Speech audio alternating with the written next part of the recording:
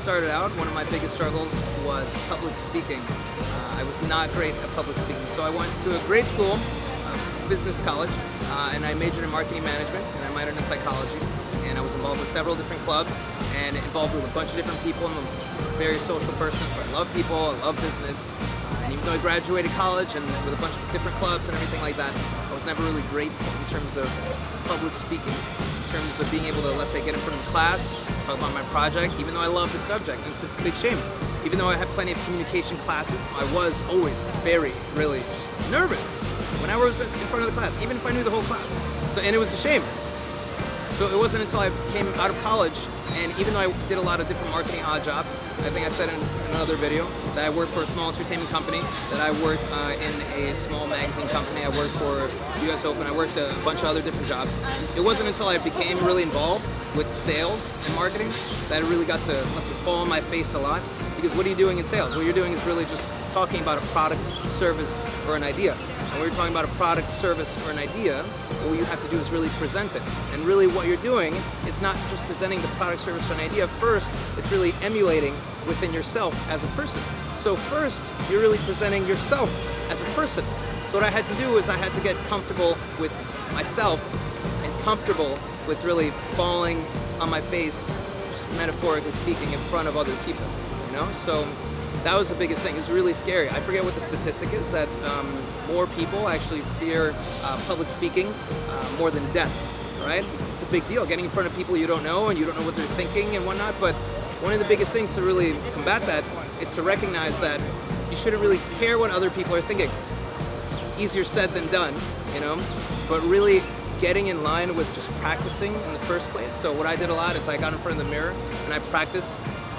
When I became involved with the sales marketing industry, no matter what I was selling, I'd spend an extra half an hour or an hour at home, and I was just practicing in front of the mirror. And I would practice in front of myself, in front of the mirror, because it gave kind of the impression as if I were to practice in front of another human, another person in front of me. And I would just keep doing that.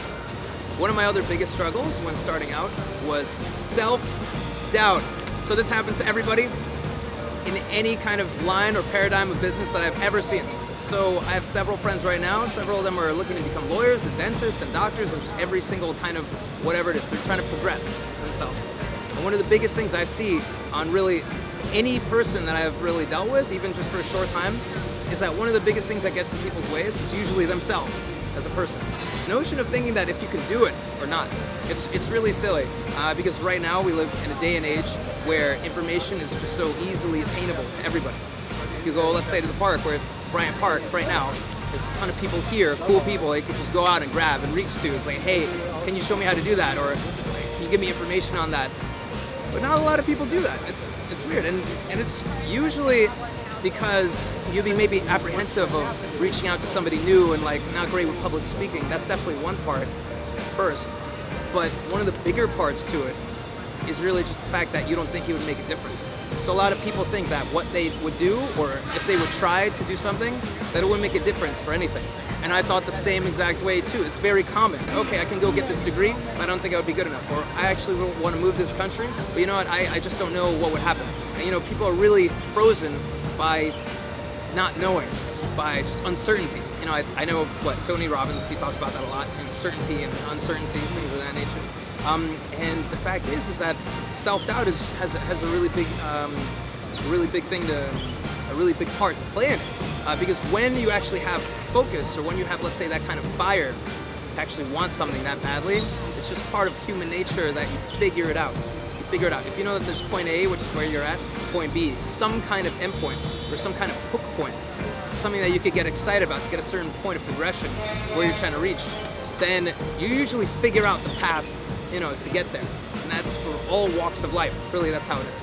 And so for me personally, in terms of sales and marketing and being in charge of people, I just didn't really think I could do it at first.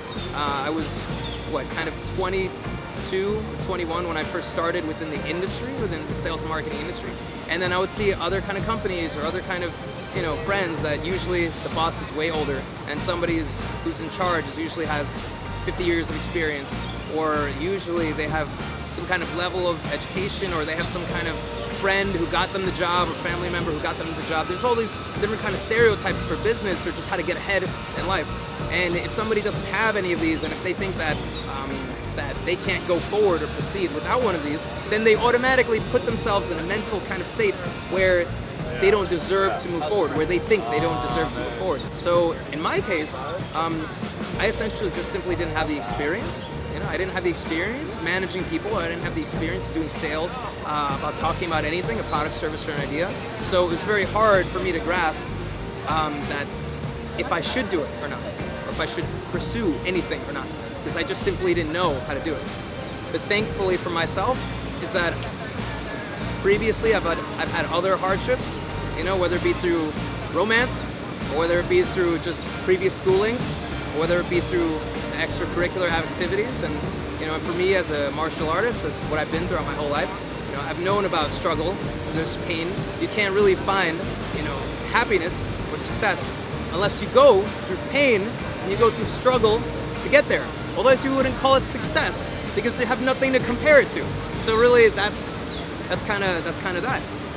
So for me, I had to really just fall on my face, and I say that a lot. It's like I just really had to try, and that's one of the biggest things. Like in my opinion, that one of the worst things that you could possibly do for anything is just do nothing. As long as you're trying to do something, anything, like literally anything, you're doing way more than a huge amount of the other side of the population. A lot of people are just doing nothing because they just, for some reason, wholeheartedly believe that whatever they try to do will lead towards nothing. Meanwhile, that's just an illusion. That's not reality. Even with them trying to do something and failing just miserably, that automatically puts them in a better place than where they were at, even if they believe they failed miserably. And it isn't until you have those people who really just keep doing that repetitively, then they honestly find results in anything.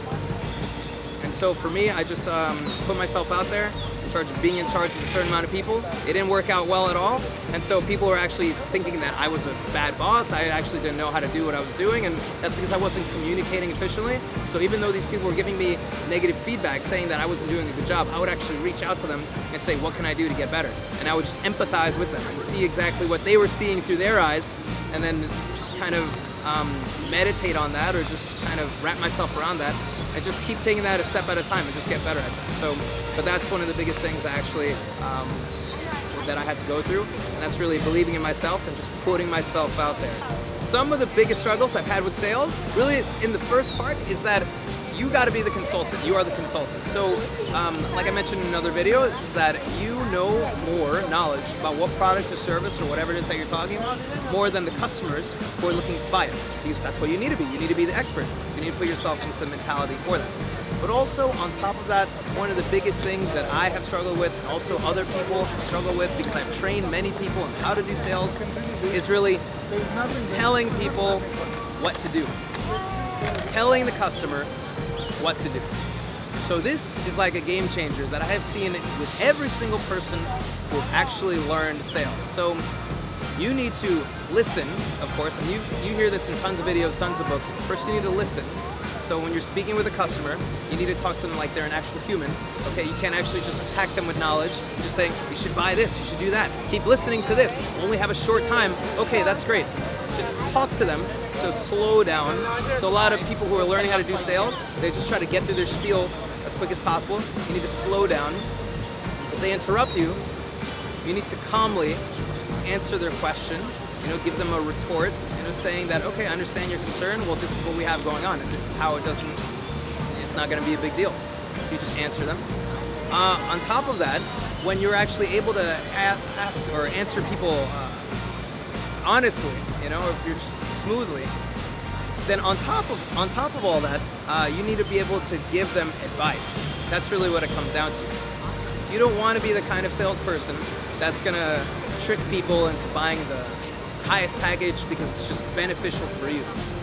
There's a negative stigma towards sales because a bunch of salespeople usually just want to get it out for themselves. Or rather, that's not really true. It's just a ton of people, actually, that's how they see salespeople as. People who are just trying to have them buy something from them so then they can benefit from them purchasing something. And that's a really big shame. A ton of salespeople, including people from my company, and that's how we teach it, which is really how you get the best results, is that what you need to do is really consult the customer that you're talking to. So to have them understand that, listen, this is how much this product costs, and this is what you should do, this is how you're going to use it. This is how much this other product costs, this is how you're going to use it, and this is exactly what you're going to do. You're either going to choose between these two products because that's what works best for you, but honestly, it's your choice. This is how you're going to use it, this is the price. This is how you're going to use it, that's the price. But get whatever is best for you, okay? So out of these two, which do you think you would prefer? So you're gonna give them options and really paint the picture. So that's what we call it all the time, painting the picture for a customer as to how they would use the product or service. So when you paint the picture in their head, they have to literally visualize, they're gonna almost literally just be visualizing exactly how they're gonna use the product or service. So that's how they get more comfortable with what you're saying.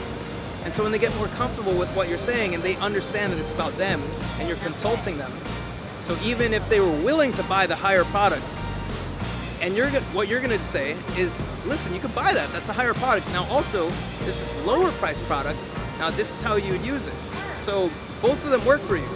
Now you could go with the higher price, that's fine, or you could go with the lower one, it doesn't matter, but this is how it benefits you, okay? So out of these two, both of them would work.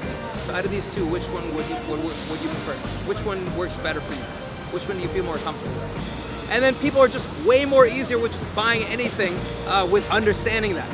Understand, if you go to the Macy's or if you go to a car dealership or if you were to go to buy ice cream or anything like that, and then if you understood, or if the person who you were buying from made you feel comfortable, that understanding like, well, I understand that you like chocolate, but I know you've had chocolate every single day, so vanilla might be a different twist because you're adventurous. Then the customer would feel like, you know what, I do want to be more adventurous. And you're right, I do have chocolate all the time. So even though it's cheaper, you know what, I'll go for the chocolate. Or even though it's way more expensive, $2 more expensive, I think I'll have it because I want to do something different. That's really what it is to sales. So you need to calm down, you need to listen, you need to be able to consult people. So you need to tell people what they should do and paint the picture for them properly.